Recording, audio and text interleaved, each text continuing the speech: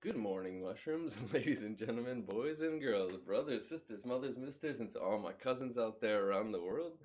Let's plug in because it's time to get this train a chugging. All right, India's coronavirus cases surge past 1 million. This is probably the number one word that exists or turns up on this broadcast.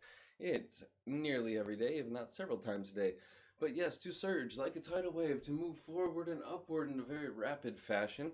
And so, unfortunate news for India. Let's learn a little bit more because we've got some good language in the captions here.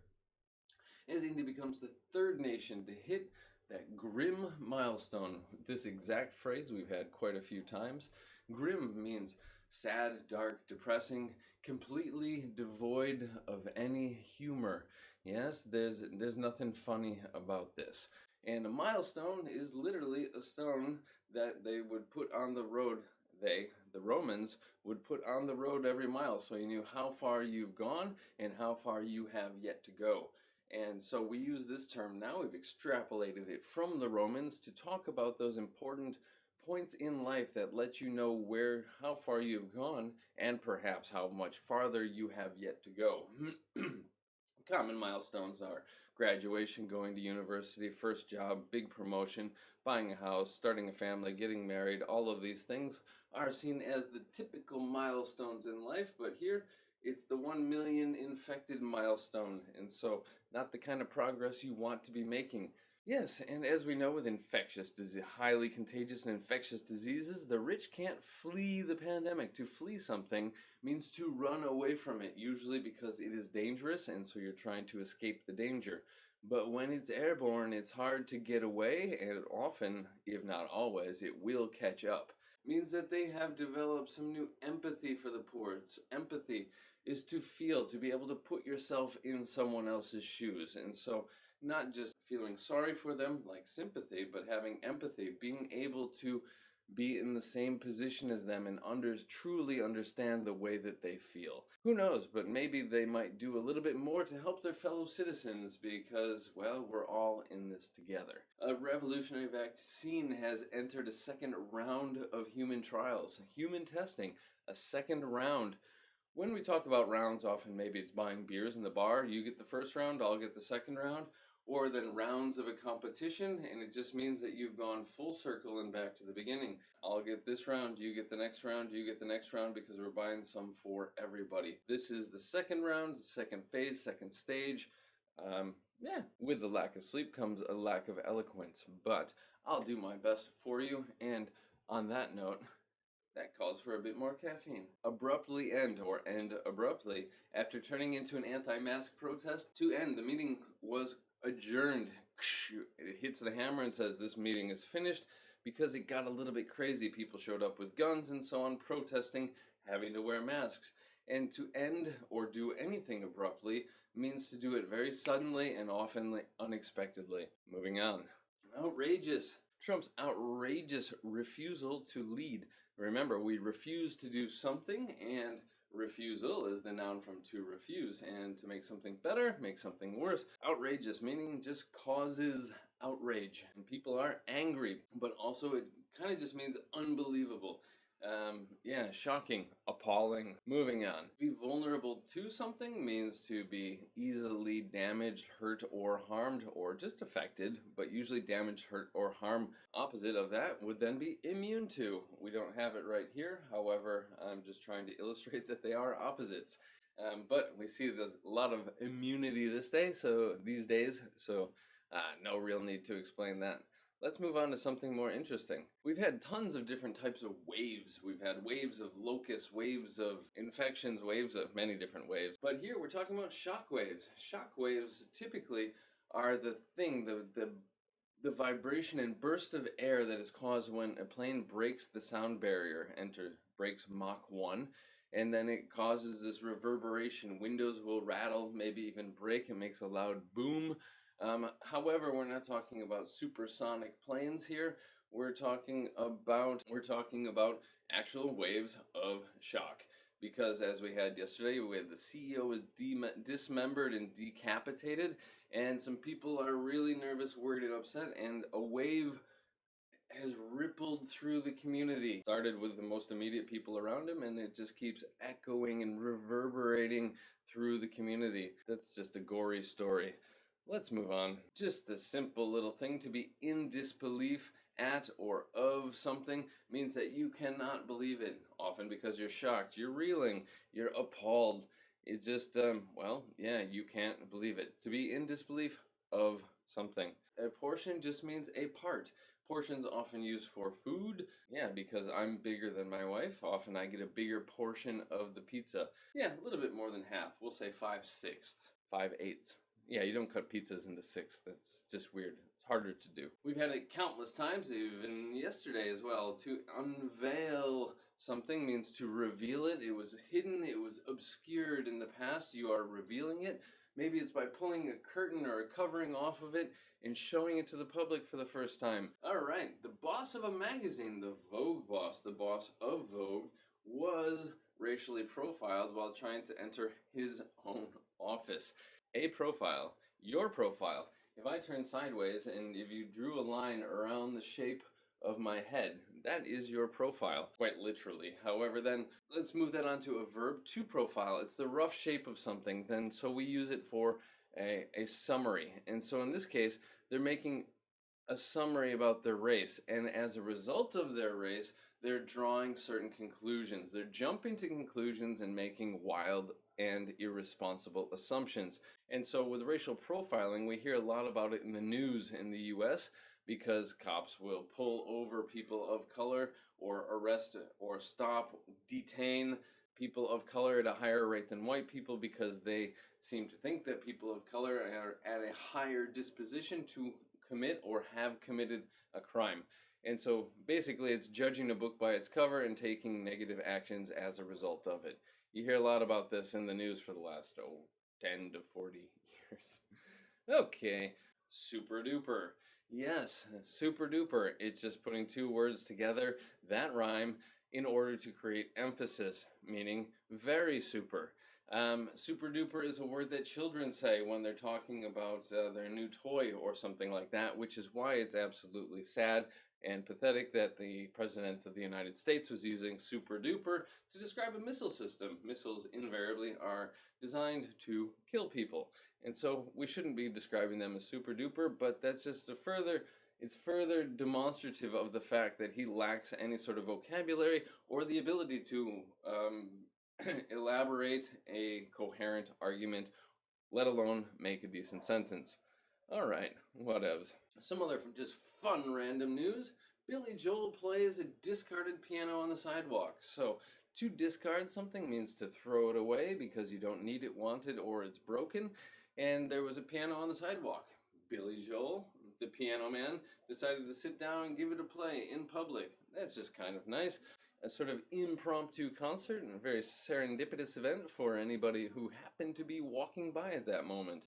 Selfies. We use this stands for, to stand for something as a phrasal verb in a figurative sense so much on this show.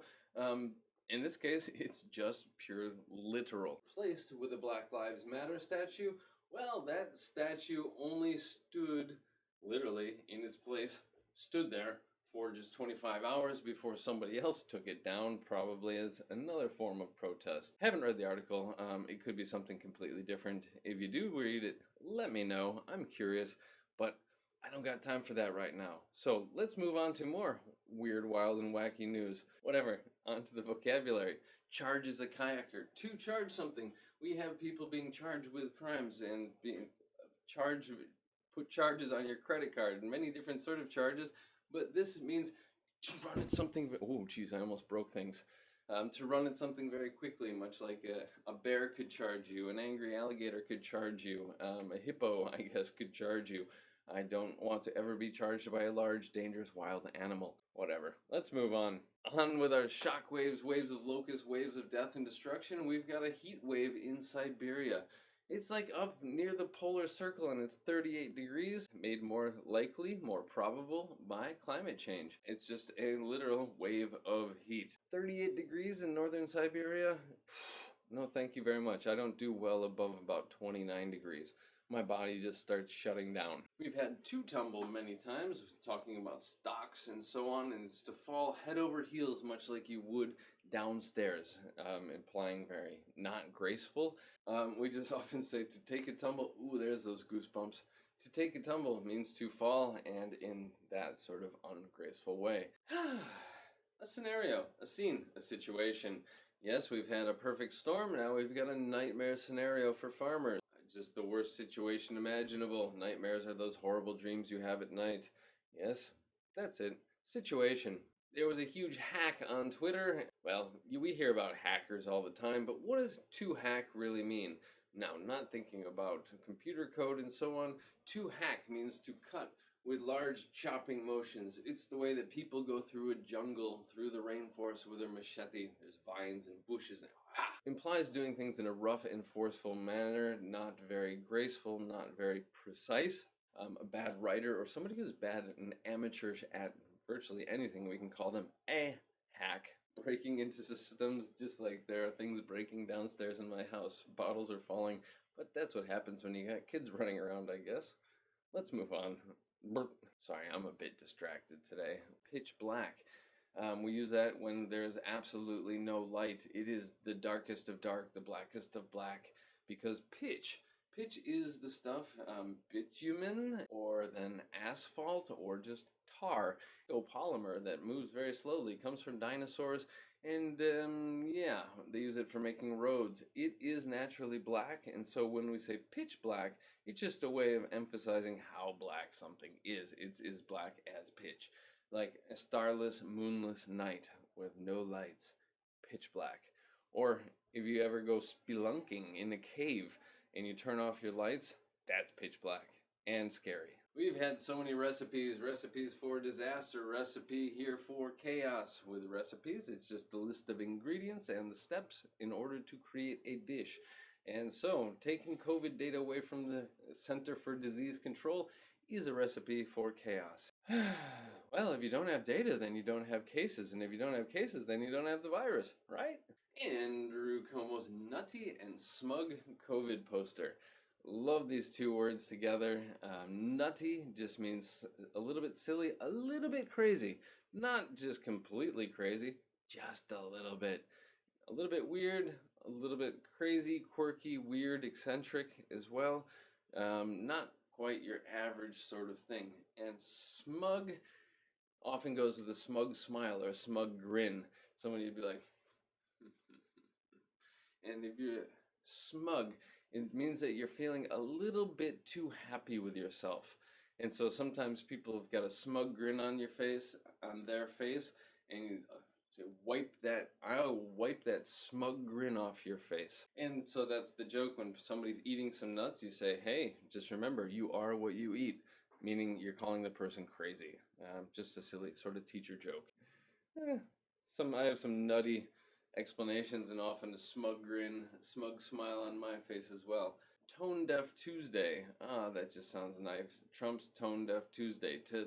Some alliteration there.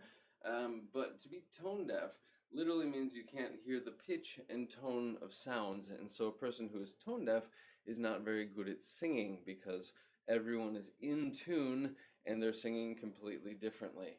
Yeah, but so when we extrapolate that and extend it into the rest of life, if somebody is tone deaf, everyone else is marching in unison and you are out of step with them. And so often it means it's used with insensitive actions. They fail to see the big picture. They're not able to read the room. Tone deaf actions, tone deaf explanations, tone deaf posing with a can of beans. Taking Black Lives Matters from slogan to reality. A slogan is a word or typically phrase that's used to promote your company. Different from a motto. Motto is some sort of mantra or statement by which you live. It is the principle or ideal by which you live, but the slogan is used to advertise or promote your group.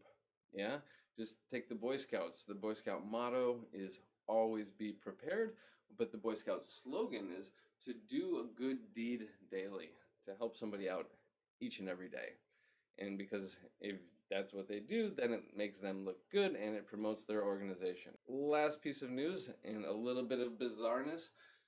Mike Tyson is going to kick off Shark Week 2020. Shark Week, the famous Discovery Channel event in which all programming 24 hours a day is about sharks. Because who doesn't need nightmares, right?